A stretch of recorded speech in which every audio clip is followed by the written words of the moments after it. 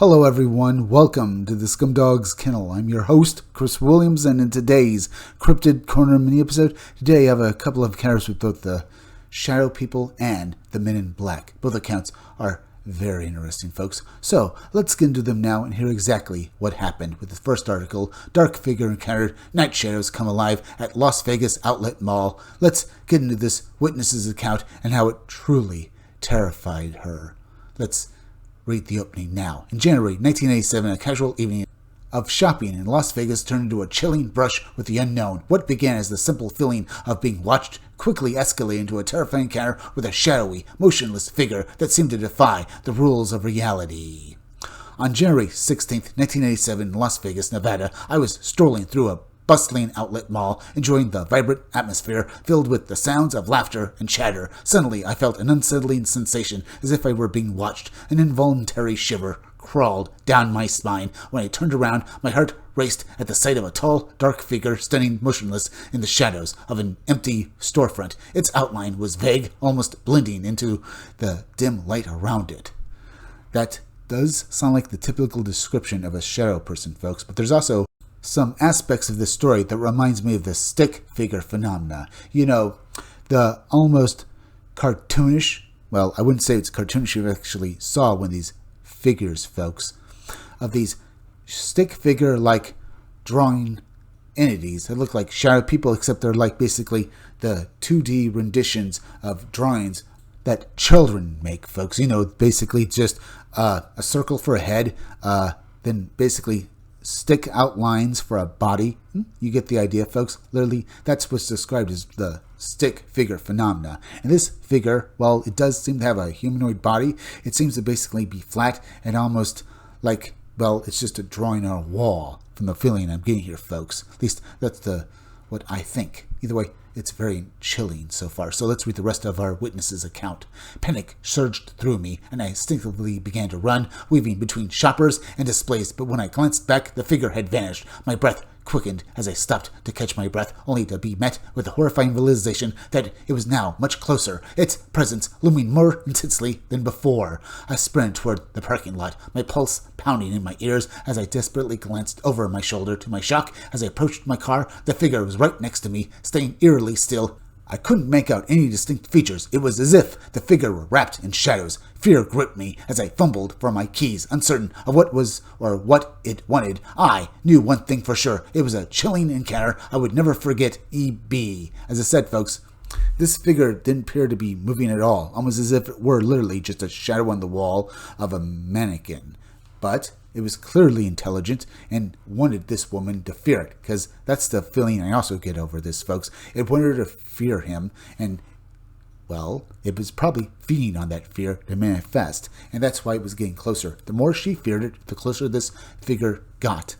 The fact that E.B. probably never saw this figure again is almost, well, a little strange. You'd think that this figure would basically follow her home and continue frightening her, because that's usually the way these stories go, folks. Once an entity attaches itself to you, you see it over and over again till you manage to somehow dispel it from you, either by telling it to never come near you again, or, well, literally getting a priest to bless you and, or, well, exorcise you or your home. Because that's the feeling I get here, folks. Either way, a very strange story, but it's only the first one. Let's get on to the next article, folks. Men in Black, the silent enforcers who vanished without a trace in Calama, Chile. Let's read this encounter with the Men in Black and see what they wanted and what the witness experienced with his encounter with them. After a strange creature sighting in Calama, Chile, a terrified farmer was confronted by three unnervingly identical men claiming to be police. What followed was a chilling warning and an impossible disappearance that still defies explanation.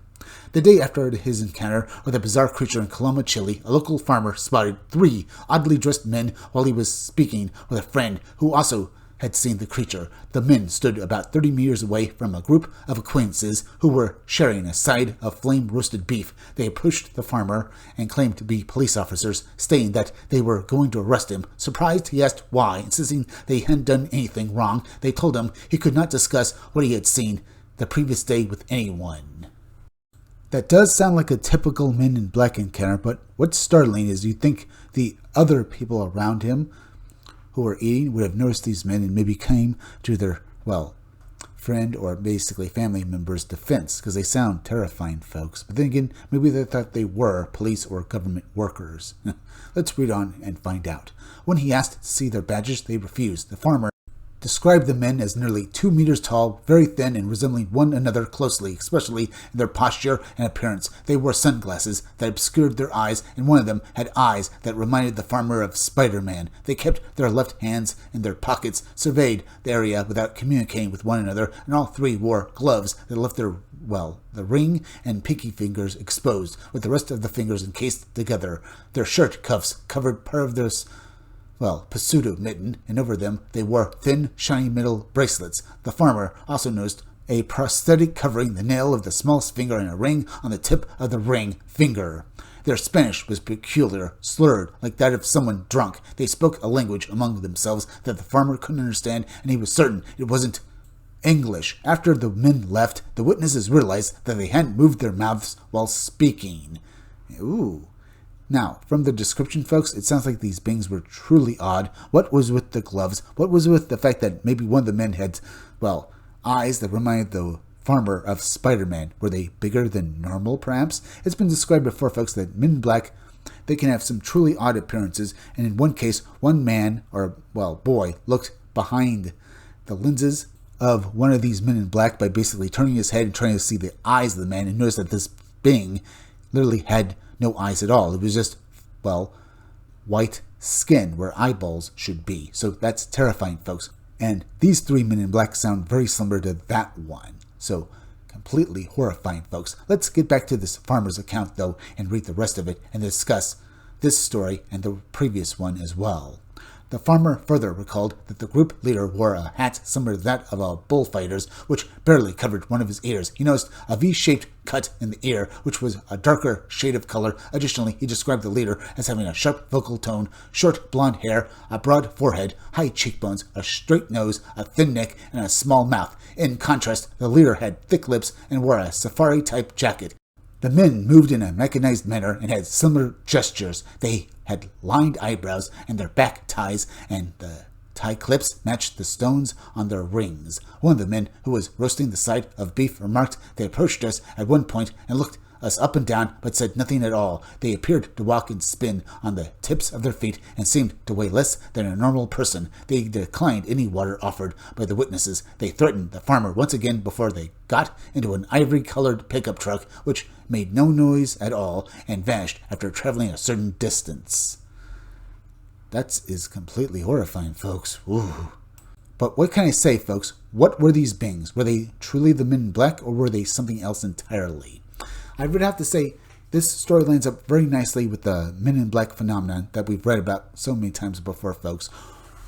So, most definitely, I think these were Men in Black. They don't sound human at all, folks, unless these government agents were wearing prosthetics and makeup. They make themselves look inhuman, and from their odd actions, I would definitely say that if these were men, they were definitely good actors. Because we've read before, folks, how basically encounters with Men in Black, people describe their mannerisms as beyond bizarre. Some people have speculated this is because that the agents hope that when people try to describe them, they sound like complete lunatics trying to describe Looney Tunes skit. Because that's usually what certainly happens, folks. In one account, this person who met a Man in Black says that this entity approached them, talked to them, acted weird, slid over their car, literally like basically from either an action movie or an action TV show, where basically the police officers slide on their cars and stuff like that, on the hood of their car. It's very strange to think about, folks. Some people thought that this behavior is basically that when people try to describe them, they'll sound insane. So perhaps. Both stories have insane qualities to them, folks, so maybe they're related. Either way, we're at the end, so please go subscribe to my YouTube channel. Read comics that are bad for you. You can use the YouTube link down below in the descriptions of the chat to go subscribe to me. Hit that like button for me. Make sure you're still subscribed. Leave some comments down below. Hit that bell for notifications. Make sure to hit the part of the bell. They'll give you all future notifications, and please share this video out. I'm Chris Williams from the Scumdogs Kennel. Thank you all for joining me. I'll be back again tomorrow with another great video, so be sure to come back again then. Till next time, folks, I'll see you all again soon.